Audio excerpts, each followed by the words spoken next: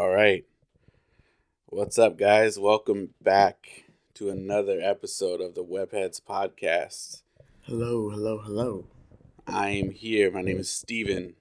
For those of you who don't know, this is my brother, my co-host, DeMarco. What up? If you guys don't know by now, I guess this is going to be your first episode, but yeah, we're siblings. We should put that in the description so we don't have to say it each time. What, our names? No, just be like, hey, we're two brothers doing a podcast about... That's our tagline? Yeah, two brothers doing a podcast. Two brothers doing a podcast about comic books. That'll get them in. That'll tell them enough, and they're like, I like brothers, I like podcasts, I like comic books, everything. Okay. Everything I'm looking for. 3 things I always wanted, all in one place. A brother, a podcast, and comic books. Cool. Let's check it out. And we meet the record. We meet the standard for both terms of brother. Yeah. Yeah, it works brothers, and we're brothers. Let's go.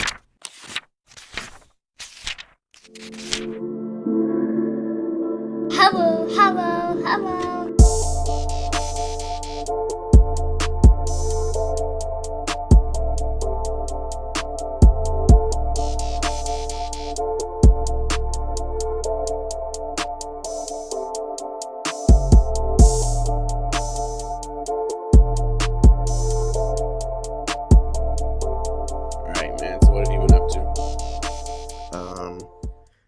Been very busy. I've had my courses, I've had work. After being off for a week of work, it seems That's like... good, you're back at work now? Yeah. It seems like everything that I missed has now been saved for me for my return, so I've been dealing with that.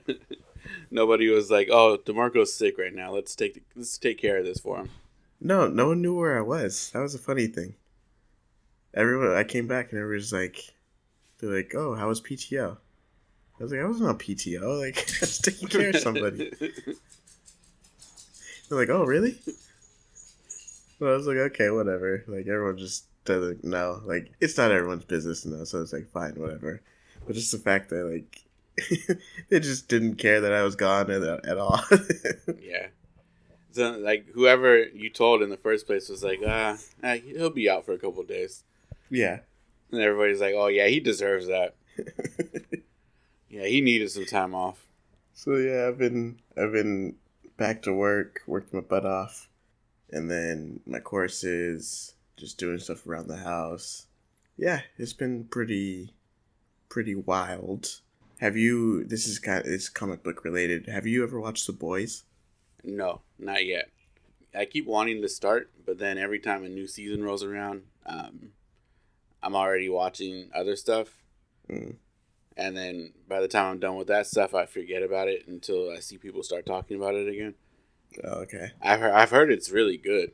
Yeah. I just started the 3rd season. It just came out, I think, this week or last week. Mm-hmm. They dropped the first 3 episodes, but there's now 4 episodes. And, yeah, it's pretty good. It's wild. If you're not into, like, blood or, like, hyper violence, I would not watch it. Yeah, that's but what I heard. There's a lot of weird stuff in it too.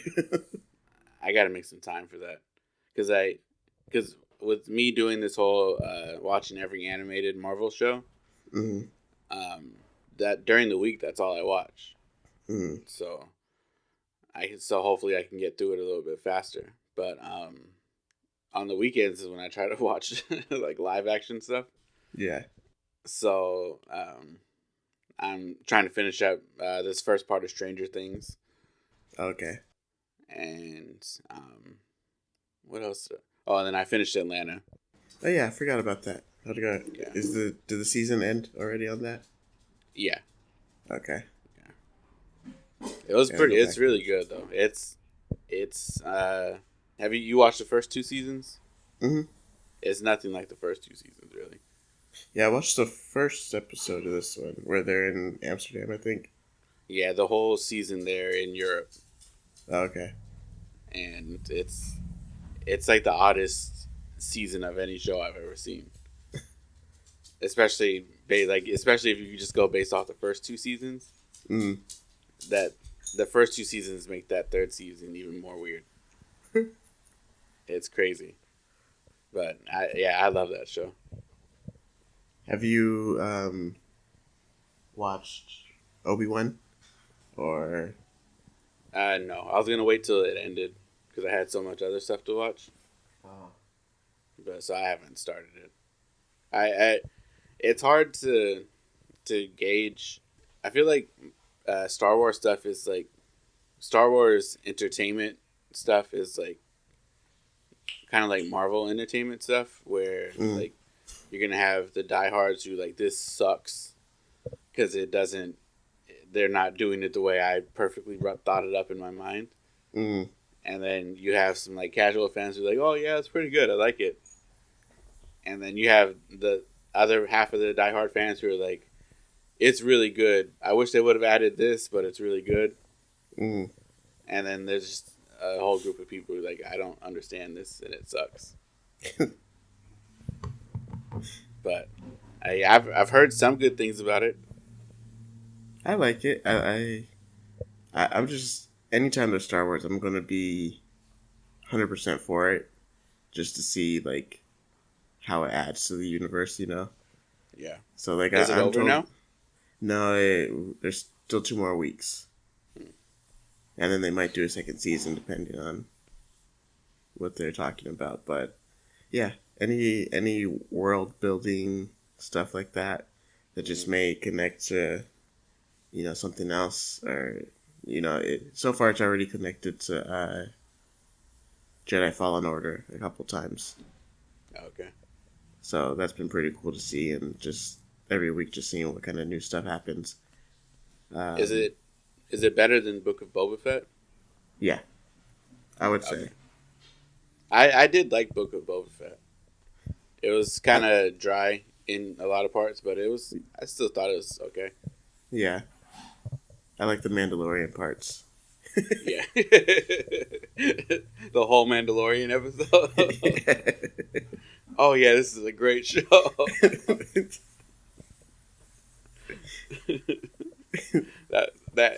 Now just saying that was the best part of it. Yeah, well, I think when people say I like Book of Boba Fett, I think they were just thinking of those episodes. Yeah. And they were smart to put those at the end.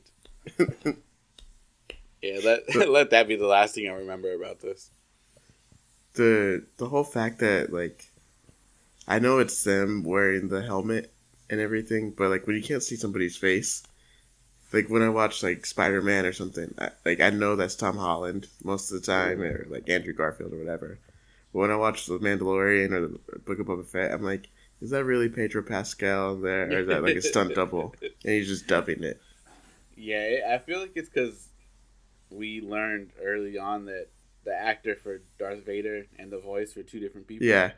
So now it's like, okay, who's under the helmet? Yeah, and I remember reading in like the first season of The Mandalorian, I think he had like some prior engagements. So like a lot of the time that the Mandalorian was actually on screen, it was actually like a stunt double, and he just redubbed after. So I'm just like, is he just getting an easy paycheck? We're over here clamoring over him because his voice. Yeah, he shows up one day just to take off the helmet. Yeah. That's gotta be a good paycheck though. I'll take it. But man, we got a hell of a story today. What story are we doing? Today we are doing the Mutant Massacre. Nice. Yeah. So it's not listed as the beginning of a trilogy at all. But this event is going to lead to the events or things that happen in this event are going to have big effects on 2 events coming up. Okay. So in this episode, we have a couple teams that we're dealing with that we haven't seen before, right? So the first one we got is X Factor, which is a group of mutants looking to... They're working under the guise of finding mutants to take care of them, like to get rid of them, basically. Oh. But they're working under the guise of that, but they're really they're basically using the government money to find mutants so they can save them. Oh, okay. Yeah. And that team consists of Angel, Beast, this guy Caliban, Cyclops, Iceman, and Marvel Girl, which some people may not know is Jean Grey. That's her code name. She originally went by. They never, like, none of the shows, very rarely, and like none of the comic books ever really use it that often. Yeah, she just mostly just goes by Jean Grey. Yeah, but I'm gonna keep it to Jean Grey in the story today, just so it's not confusing. But in the book, they use it quite often, or in this story. And then we have a team called Freedom Force, which is an actual government team created by Mystique under the condition that they do whatever they're ordered to do, and that the team is pardoned after they're all done for all of their past crimes. And that team consists of Mystique, Quicksilver, Blob, Pyro, and Avalanche. And then we got the Morlocks, which is they're all mutants. They're kind of the outcast mutants of society.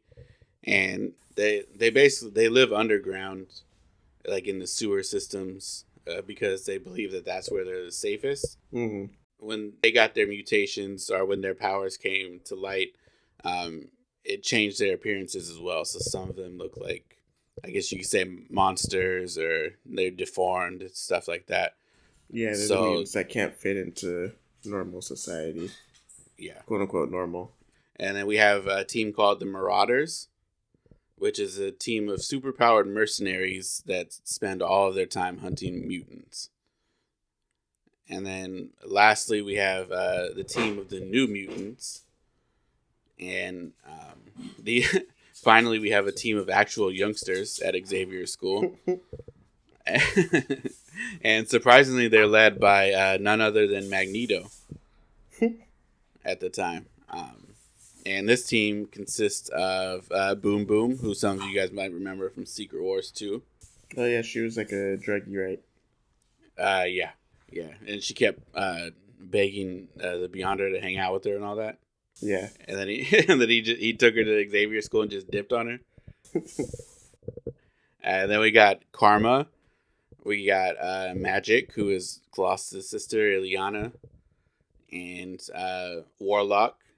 And that's just to name a few. They have like a solid team of people there. And it was a lot. So let's get started. Off the top of my head right now, I don't remember how many issues this was, but we're going to get through it, guys. The first issue I read was Uncanny X-Men number 210, which 210 I don't believe is too far off from the last X-Men story that we did, but... what was the last one? Yeah, well, okay, so they showed up in some of the Secret Wars stuff. Oh, yeah. It was about 2 months ago. And then, yeah, before that was the Dark Phoenix stuff. No, Days of Future Past. And the Dark Phoenix stuff was before that. Yeah, I know they show up in at least 2 more in the next couple of months. So pray for us, y'all. We need it. So yeah, this one, the first one was Uncanny X-Men 210, and we start off in the city of Los Angeles, and City of Angels, some people might call it. Immediately, we run into this guy. His name is Richard Sammons. He's a member of the Hellfire Club, the same Hellfire Club from the Dark Phoenix saga. And if you guys don't know, it's a club for basically British social elite and wealthy. And he's walking down the street, and then somehow he gets shot in the back with an energy spear. And he was walking with his friend, and he just gets shot in the back. And his friend's name is Tommy. That might come up at one point. And so Richard has just enough energy to call out for help. And he calls out he asks Tommy to get his gun from his bag. And Tommy is just like, he has no idea what's going on. He's shaking, he's scared. His friend just got shot in the back. And then she just ends up running away, wondering who the hell is trying to kill her friend. And obviously she doesn't want to die, so she takes off running. At this point, Richard is like completely paralyzed, or almost completely paralyzed. He's like inching, getting closer and closer to his bag to get his gun, when out of nowhere, a boot comes out of nowhere and just like steps on his hand. And then he steps on his hand, and then he points a gun at Richard's head. And then Richard tells him, yeah, go ahead, whatever, kill me, but you have to know that if you kill me, the Hellfire Club is going to come for revenge. And then whoever the person is that's standing on his hand says, listen, I don't care who's coming for revenge. If they come, they're going to get the same fate as you. And then he just shoots him in the head. Dead in the park. Shot in the head. So now we cut over to Tommy, and she's still running. She finds a train leaving the yard. So she hops in the train, and the team of people that killed Richard make it just in time to hop on that same train as well. And they decide to just let her breathe for a little bit, relax, let her think that nobody is coming for her. And then here is where we learn that this team of people that's hunting these guys down is the Marauders. So the next day across the country in Manhattan, this is away from the Dazzler now, we see Rogue flying over rush hour traffic, and she's looking for... So I didn't explain this because I was very confused on it myself, but right now she's looking for the Phoenix Rachel Summers. Do you know anything about her? Rachel is... I think she's she's Scott and Jean's daughter from the Days of Future. She must be from the future past. then. Yeah, Days of Future past timeline. Okay. I believe. So that would make that makes a lot of sense. And so yeah, Rogue is flying around the city, around Manhattan, looking for Rachel, who I guess just in the middle of the night left after an altercation with some of the X-Men, which is she's now a part of the X-Men team. Mm. So Rogue's having no luck. She decides, I'm just going to take some time to myself. I'm tired of flying around. I'm going to go shopping. Which it isn't good when you're a superhero. You can't just stop in midday and just, let me just go to the mall real quick. So after doing some shopping, she gets some clothes. She gets her makeup done. And then the people in the store start to realize who she is. And then they're losing their minds. They're screaming. Saying mutants shouldn't be allowed to shop in the same stores as him. And one guy threatens her, and he says he's going to call X Factor on her, which is a team that is hunting mutants. Mm. So she says, "Go ahead. I don't know who that is, anyways, because it's not like they just started, so they're not like a super well-known team at this point." And so the people in the store are trying to fight Rogue at this point, and she ends up making her way out of the store through the back, and she heads back to Xavier's school. So at the school, Colossus is surprised by his sister Magic, Ileana. She's just sitting in his room, and he says, what's wrong? She tells him that she's worried about Kitty and Nightcrawler because they haven't been seen since Rachel left the night before. Mm. So they quickly head off to Cerebro to find Kitty. They find Kitty working on Cerebro. And she's altering it so any of the X-Men could use it, not just the psychics, like Jean and Professor X. And back over on the other part of New York, on 5th Avenue, the current master for the school, the current headmaster for Xavier's school, Magneto, is now floating down in front of the Hellfire Club because they called him over to have a meeting with him. And that shouldn't be a good thing. The police and a group of X Factor agents are standing there outside of the Hellfire Club building, and that is where we see that the five X Factor members that are there are Cyclops, his wife at the time, Madeline Pryor, Beast, Angel, and Bobby Drake the Iceman. I don't know why I like calling him Bobby Drake the Iceman, but it seems like it's so much fun. That's like a perfect rap name. Yeah, that sounds Bobby that Drake sounds the like his. And the last member that is there is Jean Grey, and she's back, baby. She's ready to fight. So they're watching Magneto make his way to the Hellfire Club, and they just get straight to business. They say, we lost a member last night, which was Rachel. No, it wasn't Rachel. I don't remember who their member was. But the Hellfire Club lost a member the night previous, and they say to Magneto, we want you to take their place. Magneto shuts it down. He's like, just last night, your missing member, which was Emma Frost, tried to kill me and my team. So why would I team up with you guys? And they say, well, like, you have to get past that. Like, we're all stronger together and we need to survive. And Magneto just kind of stares at him for a second. He's like, okay, I'll think about it. And then he just leaves. So across town, Kitty, Colossus, and Magic finally find Nightcrawler using Cerebro. And they get to him just in the nick of time to save him from an angry mob of people looking to kill him. We jump across town again into a different location.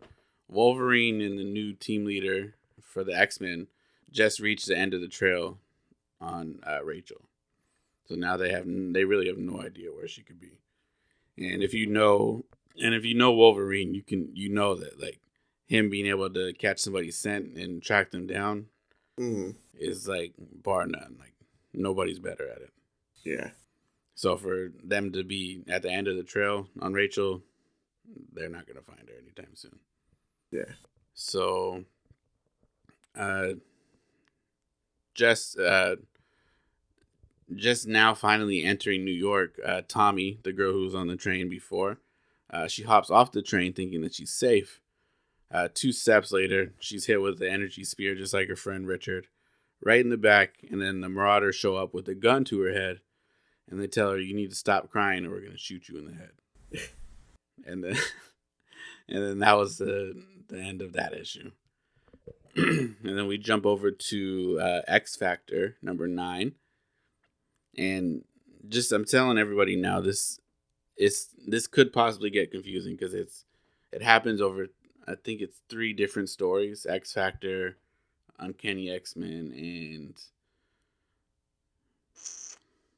another one I can't remember off the top of my head, but it happens over a couple of them. So now we're in X Factor number 9. We start off in the park, and there's a kid named Rusty, and he's being harassed by his date, and the team of Freedom Force, which is the actual government team sent to go hunt down mutants. And Freedom Force just shows up while him and his date are just hanging out there. So Rusty was in the Navy when he gained his mutant powers. And he ended up accidentally burning a woman and becoming a deserter when he says he was brought in and saved by the X Factor. So he's kind of a de facto X Factor member. Across the park, X Factor is actually in the park. They're trying to find Rusty to get him out of there, but they're just stopped by a mob of fans. Everybody knows who Cyclops, Jean, Beast. They all know who they are. So while trying to get away from the mob that's out there, the X Factor team sees Magneto across the street leaving the Hellfire Club, and Jean's like, well, what the hell is he doing here? So she tries to go over there and beat his ass. And Scott holds her back. He says, no, now's not the time.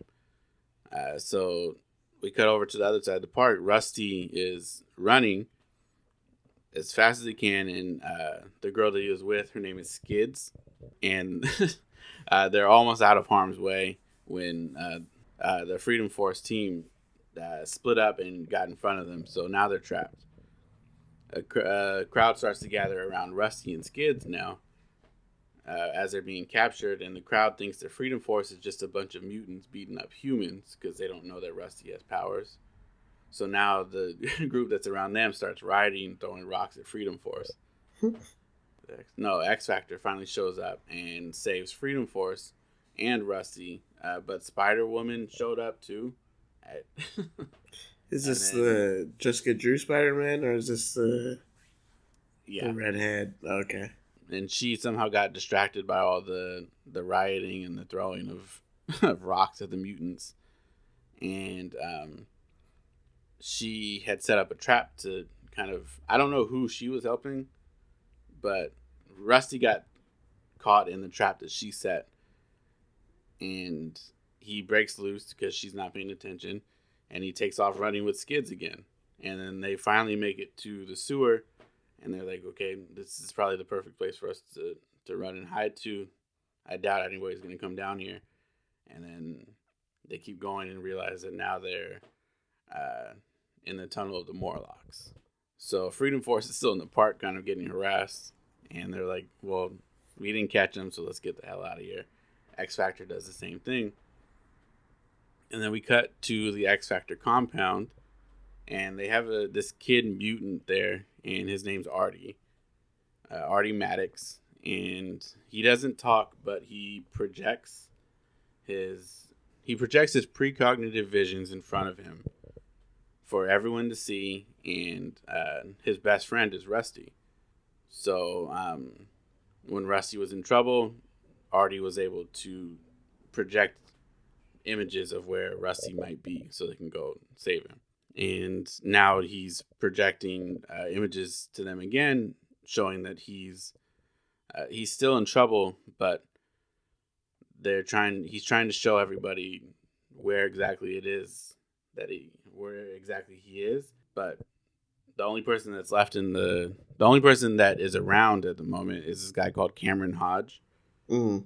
And he works as the X Factor's public relations, and they've previously had issues with this guy, so I'm not sure why they brought him onto the team. But he's there. So he looks at Artie's projections. He tells Artie, "You got to get out of here. Go back to the compound. I'll get it all figured out."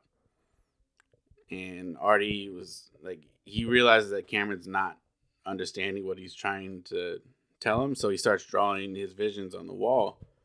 And then that's when the rest of X Factor shows up, and they all take off their X Factor uniforms and just put on their regular civvies. And then for some reason, that's when they head out to save Rusty. I feel like you probably would have wanted to leave your uniforms on. Yeah, I don't know. Well, either way, whether you're wearing civvies or your uniform, you have a job to do. So True. Maybe it's more comfortable on regular clothes. Hey, can I put some jeans on? I feel like a strong denim would make me feel a lot more comfortable today. So, and Artie also has the power to transport or teleport himself and multiple other people. So Artie transports them into the Morlock tunnels, and he runs in. For some reason, they all get to the tunnels, but then leave Artie just on his own.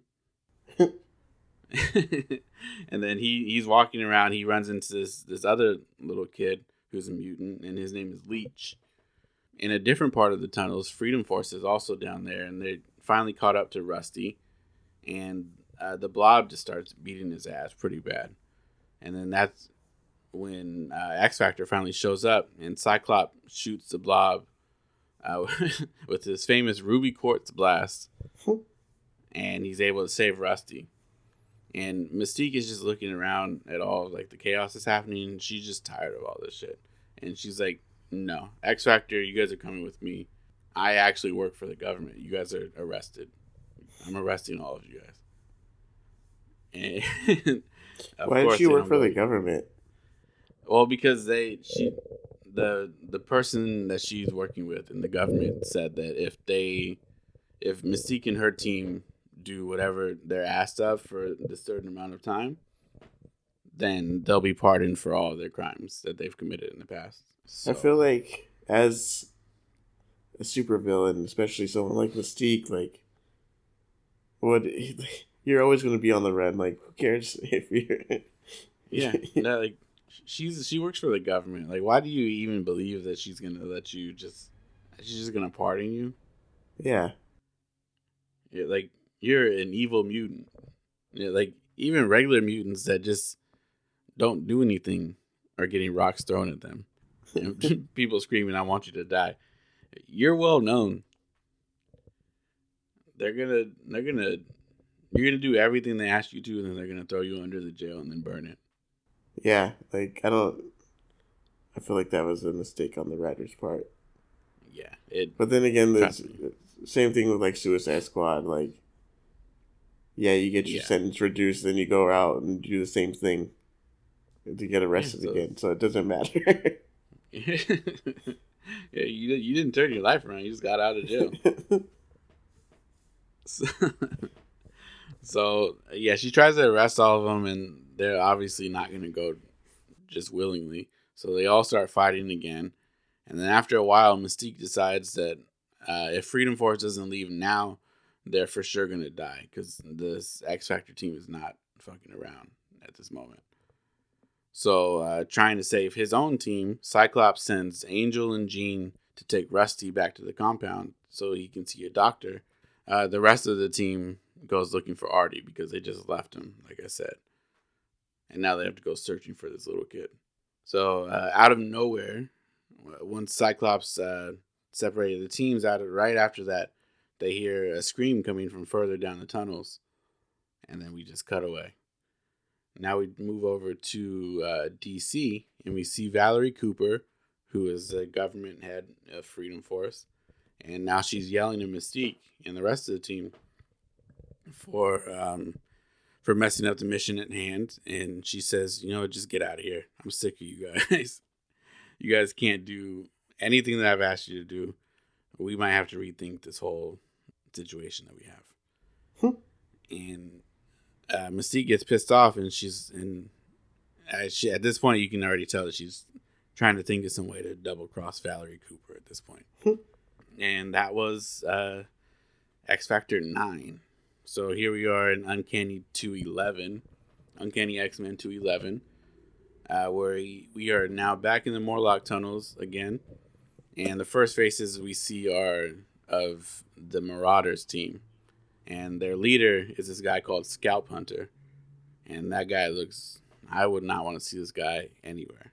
And he tells all the Morlocks that are standing in front of him, like, we're not here to play. I'm here to collect heads. As many heads as possible. So just get ready. And he just starts shooting everybody. Like, just blast everywhere. I'm going to put a machine gun sound behind this right now. He just went in there and was murdering nonstop. So one of the Marauders, his name's Riptide. He has like this spinning kind of like tornado, quick speed. But as he spins, he's shooting out these throwing stars. So he's spinning around at this tornado speed, throwing spinning stars at all these Morlocks. He's killing a gang of them. Like, there's just Morlocks dying everywhere right now. This is mass murder. And a young Morlock woman does escape all this, and then she runs through the tunnels trying to warn the rest of the Morlocks that are down there. So the Marauders end up just wreaking havoc through the tunnels, killing every Morlock in sight. Meanwhile, 100 miles away from where the Marauders are doing all this killing, the X-Men are just living a chill life. They're relaxing.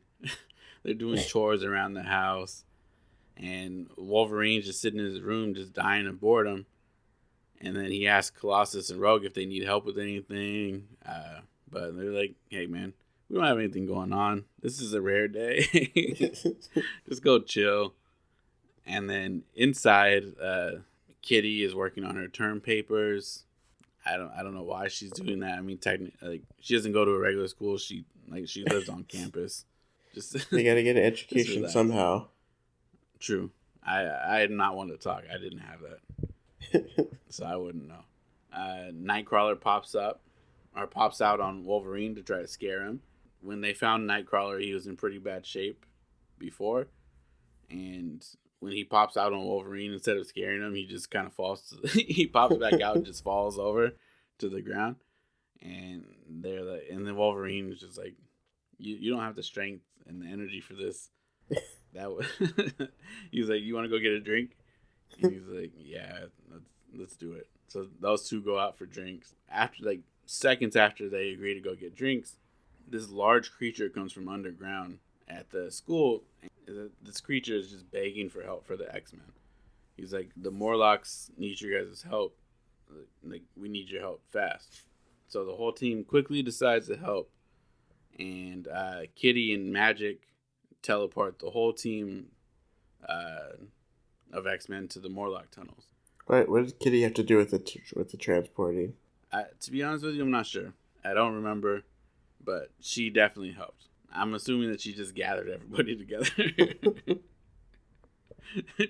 Just put everybody in a circle and said, hey, you guys all stand there. And if I can remember correctly, I think it might have been, I don't know. I was going to say it's because she can power Cerebro now because she hacked it and made it so everybody can use it. Mm. So maybe she was just trying to pinpoint where they were going, but Magic can do that on her own. So I don't know. As soon as they get there, they're basically standing on top of dead Morlocks when they get into the tunnels, and then they showed up too late. Oh yeah, way too late. And then standing right in front of him is the team of Marauders that's been killing everybody. So Nightcrawler gets taken out pretty quickly as they start fighting because he wasn't in good shape to do that in the first place. And as soon as he gets taken out, Storm kind of just regroups the whole team to kind of, I guess, basically order everybody on what they should be doing. She sends Magic back to Xavier's school with as many of the wounded mutants and Morlocks that she can find, and she just has the rest of the team split up so they can just run through the tunnels and try to save as many mutants as possible, or Morlocks as possible. Somewhere else in the tunnels, we see Scalp Hunter, and he kicks in the door and he shoots this old lady. Jeez. No hesitation. And then no, she's real quick, the Marauders, you said they're not mutants, they're just super powered? Yeah, just super powered bounty hunters. Mm. So yeah, he kicked in the door, shot the old lady just in cold blood. But she was guarding a group of kids of like 4 or 5 kids. So he shot her, and then he didn't do what a good person would do there. And I don't have the heart to repeat it back at the moment. So we cut over to Colossus and Kitty, and they hear this huge blast. They're both, for some reason, I'm assuming that everybody at this point kind of knows that Colossus and Kitty have a thing. And they always get teamed up together. They're like Fred and Daphne. Yeah, but he doesn't, like, because Colossus is like that video that you sent me and Rob the other day where the guy was explaining how like Colossus is. Mm-hmm. Like he's not a fighter, like he's a lover, like, to the bones, like, yeah, and he's too emotional to be running around with Kitty as his partner. Like, if anything happens, he's just gonna lose his shit. But yeah, they hear the blast and they run towards it, and they see Scalp Hunter and one of his teammates, this guy called Arclight, and Arclight immediately blasts Colossus through a wall, and Scalp Hunter tries to shoot Kitty in the head. But she phases as he pulls the trigger, so it goes straight through her.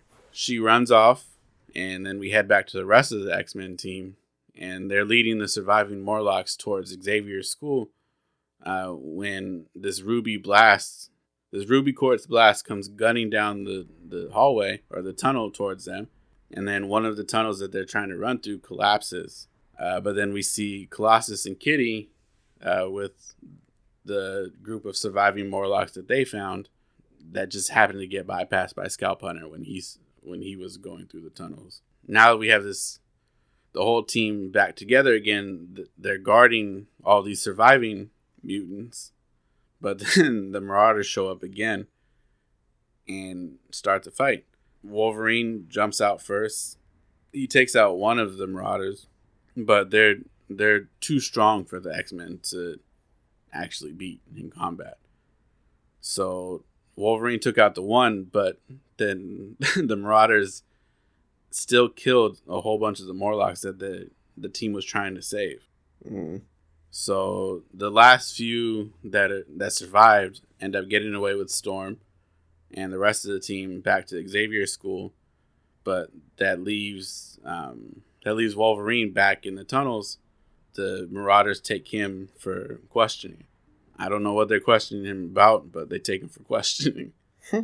And then that was Uncanny X-Men 211. So now we're on New Mutants 46. And the New Mutant team is, they're woken up by Lockheed, which is Kitty's pet dragon.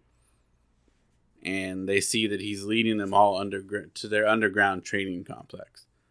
As they run off, they have a New Mutant team member whose name is Mirage. And she's making her way to the complex as well. And then recently, I should have gotten more information on this, but recently Mirage has gained the powers of Valkyrie. Hey, the Valkyrie? Yes. I wish I had more information on that for you guys, but I don't. So as she runs to the complex, she sees this huge, great shape forming over the school, and she realizes that the shape is death. I'm not in her shoes, so I can't tell you how she figured that part out. At this point, after Magic had dropped off the injured Morlocks, she teleports to Ireland to bring my favorite, Moira McTaggart. She brings Moira back to the school so she can help with the wounded Morlocks, because technically she is a doctor.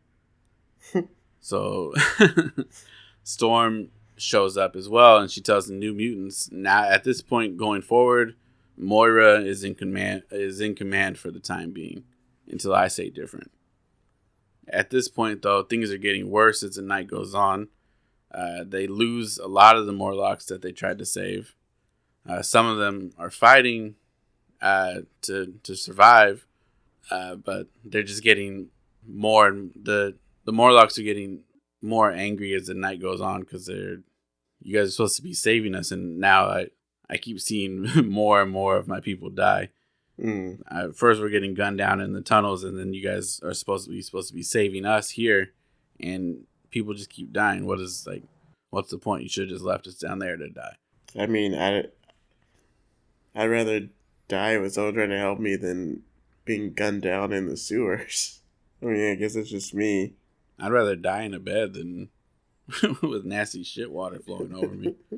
You guys are being a little ungrateful.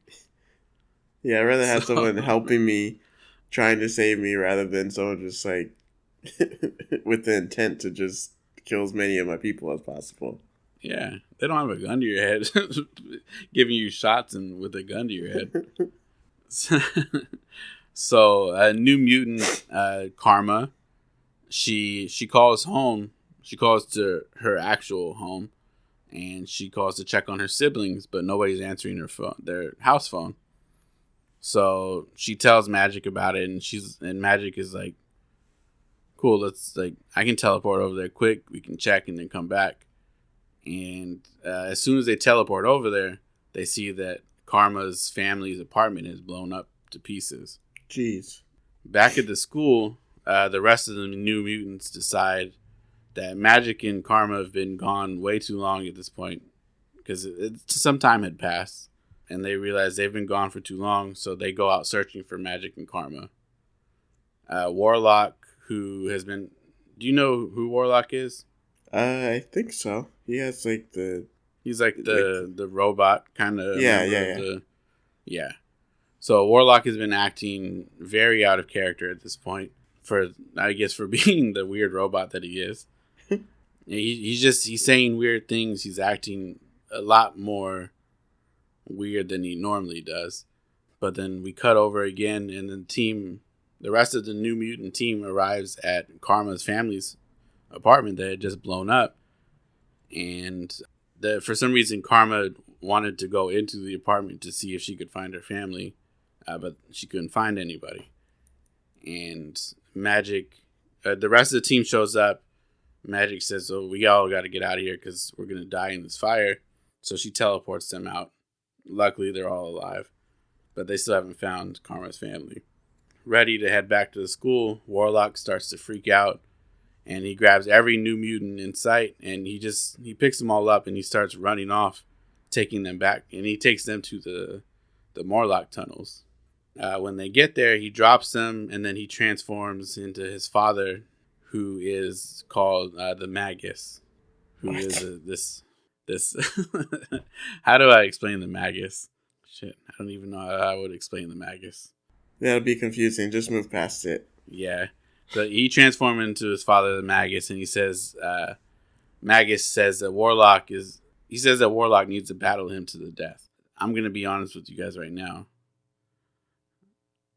Fuck it. Let's go forward. X Factor number 10 is the next one that we're going to. So we see on so remember a minute ago I said that Ruby Blast had come through the tunnel and collapsed one of the tunnels when X-Men were trying to go through. Mm-hmm. So on the other side of that collapse, we see on the other side of the Ruby Blast that came flying by the X-Men earlier, and the X Factor team were wandering the Morlock tunnels after saving Rusty, and they came across half of the Marauders and had barely made it out alive. So that Ruby Blast was meant for the Marauders, but missed them and then ended up collapsing that tunnel. Elsewhere in the tunnels, they still haven't found Artie, but he seems to be safe at this point. He's walking with two other Morlocks trying to find a way out when all of a sudden Sabretooth comes out. Sabretooth? Yeah. Sabretooth comes out of nowhere, and then he attacks him. And then we jump back to Xavier's school. We find out that Mystique had leaked info to the press that Angel had been funding X Factor this whole time. And this is the first time that Angel has been outed as a mutant. Oh yeah, because he wears a mask all the time. Yeah. So we jump back down to the tunnels. X Factor is running.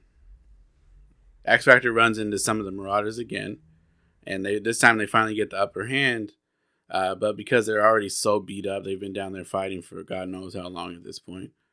The Marauders actually take off, and the X Factor just says, "Just let them go. Like, we still haven't found Artie. We're all dead tired down here. We don't have the energy to chase them and still keep fighting." So they say, "Fuck it, let's go find Artie," and then they run the opposite way of the Marauders. Down a different hall of tunnels, Artie has a vision of X Factor, and the two Morlocks that he was running with have at this point have died because Sabretooth killed them, and now Artie's all by himself, and we see the vision pop up that he has of X Factor, and he just goes running through tunnels by himself trying to find them. Back at the X Factor infirmary, Angel and Jean are looking after Rusty, the guy from the beginning of the story, and now Angel is worried about how things are going to go over now that the world knows that he's a mutant, and he's been financially backing a team of mutant hunters. Because what do you mean he's a mutant and he's been funding this team of hunters? He's going to kill his own people.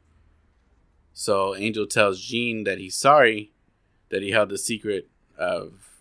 So at this point, Jean had just come back not too long ago after she had been what we know to be killed in the Dark Phoenix saga, right? Mm-hmm. So just recently she had come back, but when she had come back, Cyclops was already married at that point. He's married to her clone. To, Madeline Pryor. And this comes up in one of the, I guess, kind of sequel stories. But when Scott Cyclops found out that Jean had come back, he just picked up and left his wife and kid at home. Like, was like, Jean's back? Where? And just left. And I guess didn't completely forget about his wife and kid at home, but needed to see with his own two eyes that she had come back. Yeah. So cool. He didn't forget about his wife and kid, but he also didn't tell Jean that he was married and had a kid at the point. So Angel is like telling Jean, like, I'm sorry I kept the secret of him being married from you. And he goes in to give her a hug. And just as he does that, Angel's girlfriend, who is also the vice president of his company, walks in and sees him hugging up on Jean. And she's like, what the hell is this? Like, you just got outed as a mutant. I came over here to console you, and here you are cuddled up with somebody else. So she storms out. She loses her mind, understandably, and she loses it. And now Angel has two options at this point. He can go salvage his relationship and gain back what little good he has in his life at this point, now that he's been outed. Or he can go with Jean and find Cyclops and the rest of the team. He goes with Jean.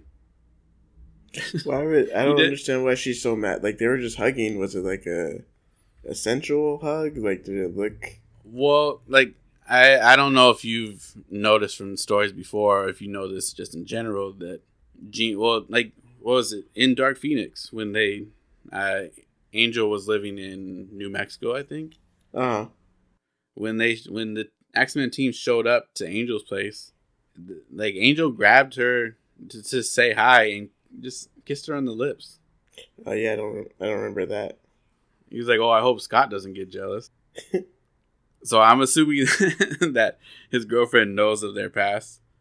I mean, for nobody to know that you're a mutant at this point, and then all of a sudden you get outed on live TV, so now everybody knows. Yeah. She probably knew, like, he's probably gonna be a little stressed out. Let me go console my boyfriend, and then you walk in and he's hugged up with somebody else.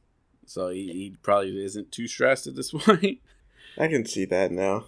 Yeah, so he, instead of saving the relationship, he's like, I gotta help my squad out. So he goes to Jean. And then a few hours later, we come across Cyclops and the X Factor team. They run into the Marauders again. Beast and they're still dead tired down there. Beast and Cyclops just get mollywopped. Are they just lost in the tunnels? No, but they're still trying to find Artie. Oh. And they can't leave him down there. So Beast and Cyclops get mollywopped pretty quick. Iceman gets blinded. And then Jean is like, no, we can't keep doing this. So Jean takes the Beast, Cyclops, and Iceman back to the infirmary. And then Angel stays down there searching for Artie. Surprisingly, he finds Artie pretty quick. But with finding Artie, he also finds another gang of Marauders down there. So he sends Artie running back to the X Factor complex, which at this point they aren't too far from. And it doesn't end well. This is the end of the issue, but it doesn't end well for Angel. Because he ends up getting pinned against the wall by his wings with two harpoons straight through the both of them. Jeez. He screams out in pain because those are connected to his body. And from what it looks like, he dies right there, pinned against the wall. Crucified against the wall. This is where this story takes a weird curve. It's not weird already? As if it hasn't already. The next issue we're reading is Thor 373. Thor? Yes. So, Thor is making his way to Midgard, Earth, for the first time in a while. While he flies, he's thinking about his father. The last time he saw him was when when he fell into the large crevice with Surtur in the Surtur saga, like you told us about. And if you guys haven't listened, that was episode 15, volume 2. So go back and listen. And he tries... Thor tries to go to Surtur's realm again, but it's closed off. He can't get to it. But he wants to know what the fate of his father is. He spent some time walking around New York City as that stupid name, Sigurd Jarlson. And he's reminiscing on his life when he goes into Central Park. And then out of nowhere, two frogs come out of the water. And they tell Thor what's going on in the Morlock tunnels.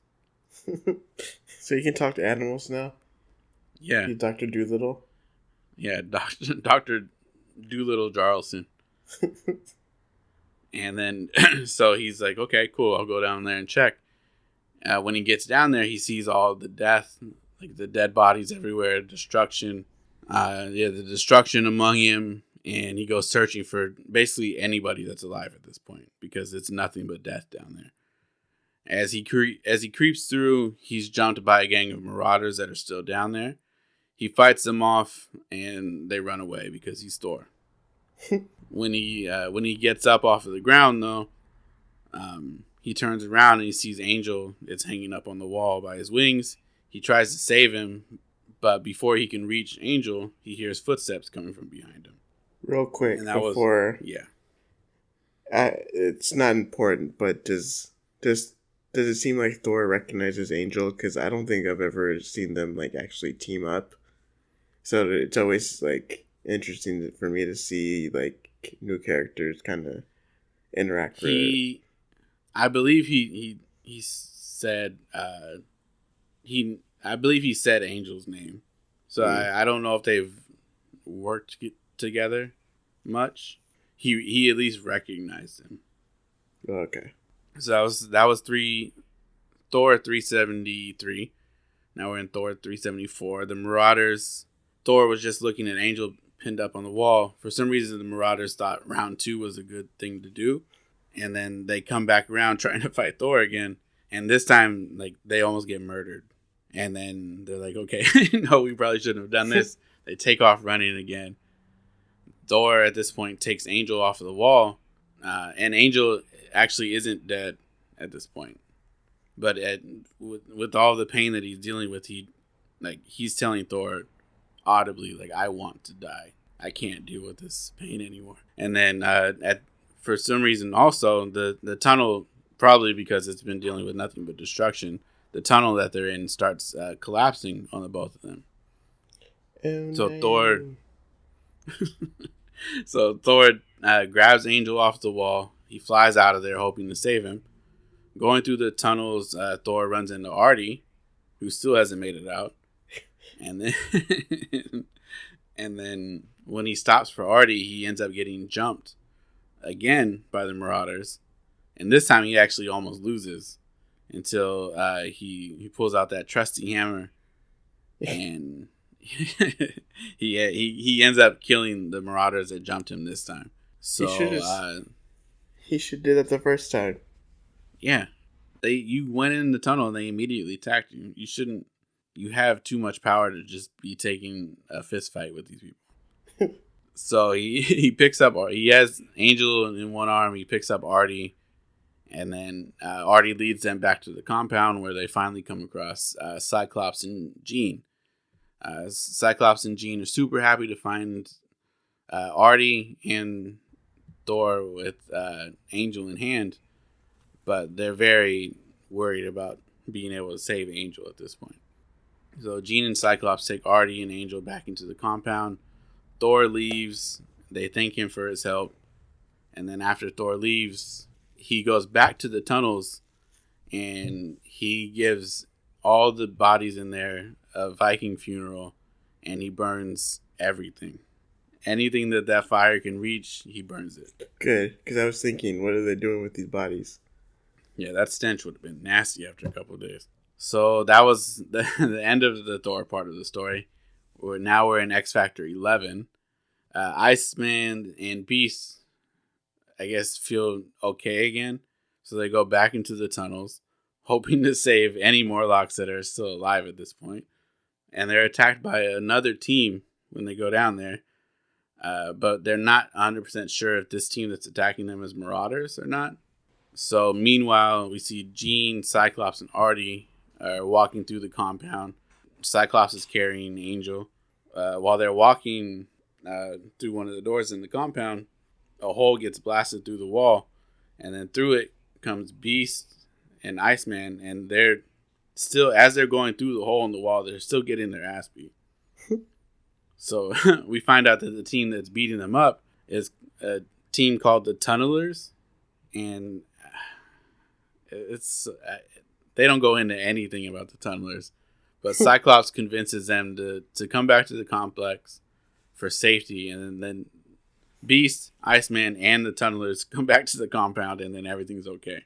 So when because Moira can't help Angel at this point, she doesn't have any of the equipment that she might be able to use to help him, so they call an ambulance for him, and the ambulance takes him off to the hospital. The Tunnelers are there, and they think they're being trapped. They still don't trust the X Factor team, so they take off. When they leave, they go to the pier, the closest pier, I guess, to wherever the school is, and they try to figure out where they're going to go next. Out of nowhere, a few minutes later, these goons try to come up and rob one of the Tunnelers, and the tunneler that gets robbed also gets shot, and eventually the rest of the team of Tunnelers all get shot and die. What the fuck? Do they have superpowers? The Tunnelers? Yeah. Like I said, they never really go into any of it. So I don't know. I'm assuming they did, because they were handing Beast and Iceman a pretty bad whooping. So I'm assuming that they had some kind of powers, but they never get into it. But back in Manhattan, Cyclops and Jean find some more Tunnelers in the in the tunnel, and they save them from the. Sorry, they didn't find them in the tunnels. They found them coming out of the tunnels. But when they came out of the tunnels, the cops are up there because, like, I don't know why, actually. The cops were there, though. But Jean and Cyclops save them from the cops. And then, for some reason, they take the Tunnelers away from the cops. And then they start beating up the Tunnelers. Wait, I thought they were dead. No, that was the first group of Tunnelers. Oh. This is another one that had just surfaced. So there's Morlocks and there's Tunnelers. But so Jean and Cyclops saved the Tunnelers from the cops, but didn't take them far enough away from the cops where the cops can't see them. So they just take them like half a block down and then start beating up the Tunnelers. And then eventually the cops just go over there and then start shooting at all of them. And then the cops end up killing one of the Tunnelers. And the Tunnelers leader that's there with him is a guy called Berserker.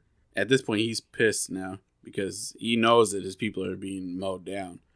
And now he verbally tells everybody in the vicinity, I am vowing right now to kill all humans.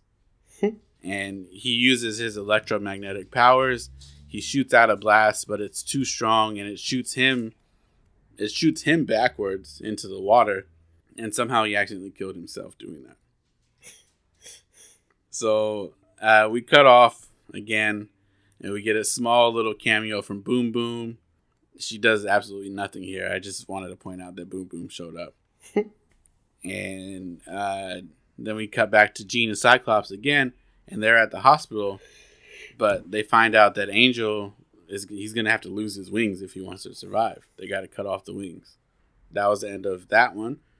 We go to X-Men 212, and Wolverine is still searching through the tunnels on his own, and he's hoping to get some kind of vengeance on behalf of the mutants everywhere. Storm sends Psylocke to mind link with Wolverine because she's back at the school, and she wants to remind Wolverine, you've got to find one of these Marauders and bring him back as a hostage. We need to figure out why this is happening. So back at the school's infirmary, the Morlocks are still dying left and right. Storm, Magneto, and Moira are more stressed than they've ever been. Nightcrawler is in a coma at this point. Kitty's stuck in a permanent phase, so she can't go back to solid form at all. When did any of this happen? Well, Nightcrawler, as soon as they went into the tunnels at first. Okay. Remember, he was the first one that got knocked out. Yeah. Kitty was down there fighting at one point. She got blasted with some ray gun and then phased, so it went through her, but for some reason the ray gun caused her to be stuck in that phase. So now basically she's just a living ghost. And she can't, and nobody can figure out how to get her back.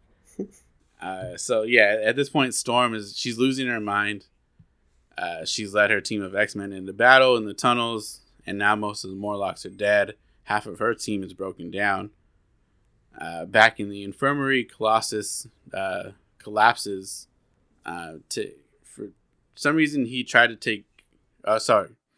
Colossus he's through at this point. He's tired, and then he just kind of collapses and falls over. But when he falls over, he's still in his iron form, and then he falls on top of Psylocke, and nobody there has the strength to be able to lift him up off of her. Back in the tunnels, Wolverine gets attacked from behind. This is a quick string of events of all things that are happening at the same time, okay? So Wolverine gets attacked from behind back in the tunnels. Back at the school, Storm is so stressed out that she tries to go underwater and drown herself. Colossus is still unconscious, and because he's in his metal form, they can't give him any kind of medicine. Magneto works up. Magneto is trying to use his powers to open up Colossus's metal form. But as soon as he does that, as soon as Magneto starts using his powers, Colossus finally wakes up, still in his metal form, but now he's paralyzed. And then, a couple minutes later down the road, back in the tunnels, Sabretooth was the one that attacked Wolverine from behind, and they're battling it out just like always. So this is another thing too. While Sabretooth is fighting Wolverine, he found a Morlock healer, like somebody who heals the Morlocks down there. He found the Morlock healer, and he has her gripped by the neck and fighting Wolverine at the same time. And then we go back to the school infirmary, and the wall comes crashing in on the infirmary, and then we see Sabretooth and Wolverine still fighting as they've crashed through the wall. And that was the end of that one. We're almost there, guys. Yeah. So we've finally reached the last issue of all this. And it's X-Men 213. The X-Men at this point are even more worried now because they just remembered that the New Mutants left like hours ago for Karma's house, and none of them have been seen since then. So Storm, Wolverine, Magneto, and the old Morlock leader, Callisto, they're all back in the tunnels looking for the New Mutants because they think that they went down to the tunnels. After a large blast that closed off the original tunnel, remember the Cyclops had blown through and collapsed that tunnel. They get to that blockage, and that's where Wolverine stops being able to pick up a scent of anybody. Back at the school, Rogue is on security duty when she gets jumped by Sabretooth. This man just pops up everywhere. So she gets jumped by Sabretooth. He body slams her into the ground with the most power I've ever seen in my life. And for all we know at this point, she's possibly dead. He makes his way into the school and attacks Psylocke. And he scratches her up, but she uses her Psy Blast and she blasts him through the wall. He gets up pretty quickly from that and then starts chasing her through the school. But she's smart enough to lead him away from the rest of from all the people in the infirmary, so he doesn't go in there and just wreak havoc. But he does finally catch her. He does finally catch her, and just before he tries to kill her, the X-Men show up for the save. Wolverine and Sabretooth go at it again, but it's a pretty even match at this point. Callisto has found Rogue, and yes, she is still alive. So Storm finds Psylocke alive as well, but she is hurt pretty bad. Psylocke tells Storm and Magneto if we want information on the Marauders, I need to enter Sabretooth's brain while he's fighting. So they do that. They get the information they need. Wolverine throws Sabretooth off of a cliff. And then they search through the night to find him, just to make sure that he is dead down there. And they can't find him anywhere. But for now, they at least feel safe, knowing that they've gotten rid of most of the Marauders. But they know that the Marauders are going to come back at one point. But for now, at least, they feel safe. And then at the end of it all, Psylocke was not actually a member of the team. So they decided to make, after that night, they decided to make Psylocke an official member of the X-Men. And that's when the story ended. Good job. It was so much. I'm not giving this, I'm not blowing up a house for this one. Because one, there was too much death in the story. And two, it just it jumps around so much. That's one of the things that I hate about these crossovers sometimes, is that sometimes the story overlaps. The next, you give me a list of what I'm supposed to read, and then you're going back in time to tell me a different point of view on what just happened. Yeah. It was pointless. I'm giving this, word. I know you can't hear it, but I can't hear it either. I don't have my headphones. Give it one for me too. Yeah, I'm giving it. Paul Walker says, "Forget about it," cause it was a bad story. I just didn't like it. I mean, they could have condensed it. That was my problem with it. Yeah, there is a lot of jumping around to there's 4 or 5 issues or something. Yeah, and just left it at that, and it would have been a hell of a lot better. That was. I mean, hopefully you guys maybe want to read it on your own. Hopefully, I don't know. Maybe you guys just want to listen to this and realize that this isn't something you want to do with your life. I don't know. But I don't blame you. I don't blame any of you if you don't want to go back and read this one. Yeah, that was the Mutant Massacre. And like I said, that was kind of the lead to 2 more stories that we have. One coming up in July, I believe. Or I think it's probably gonna be late July, maybe early August, and then the third part of it's gonna be middle of August. So stick around if you want to hear the stunning conclusion of this trilogy of stories. Yeah, I will say the other 2, I've already read the other 2, so the other 2 are better. Well, I guess we'll just have to wait and see until those times. We will see, guys. But on that note, I'm gonna call it a day because I've kept everybody here for an hour and a half listening to this bad story. So I'm sorry, guys, but this is how it is, right? We're gonna have some shitty stories as we go along. True. Yeah. The fun part is actually just reading the story and deciding on your own. But yeah, like I said, that's it. That's all we got for this week. We will be back next week with another story. The both of us. We'll see how it goes. Oh, sorry, real quick. Same as always. Follow us on Instagram at the Webheads Podcast. Check out our website, webheadspod.com. No .squarespace, nothing. Straight webheadspod.com. Real official. If you want to follow me on Instagram, Steven, it's at StevenST.even. But if you're going to do it, please just send me a message or something first. So I'm not just, you're just trying to add me and I'm just denying it. At least I know that you're coming from the podcast. Again, thanks for listening. I don't know if Mark DeMarco wants to put his out there. He has before. But was it at DeMarco_Lamont? Yep. So whether you want it out there or not, it's out there now. But yeah, send me a message too. And send that message, please. Because I will deny you. But share it with your friends. If you know anybody that's into Marvel or just comic books in general. We're trying to show or tell everybody about the non-MCU side. So hopefully you guys get out there and read the comic books. Maybe when new characters pop up in the new shows or movies, you guys know what the hell we're talking about, or what they're talking about. And like DeMarco said in the beginning, if you like Brothers, if you like comic books, you like podcasts, guess what? We're all three. Yeah, but I would have figured triple threat over here. I would have figured people would have found that out before they listened to the whole hour and a half. And yeah, if you sat through that hour and a half without knowing that fact, then I don't know what to tell you. But I really hope these guys are brothers.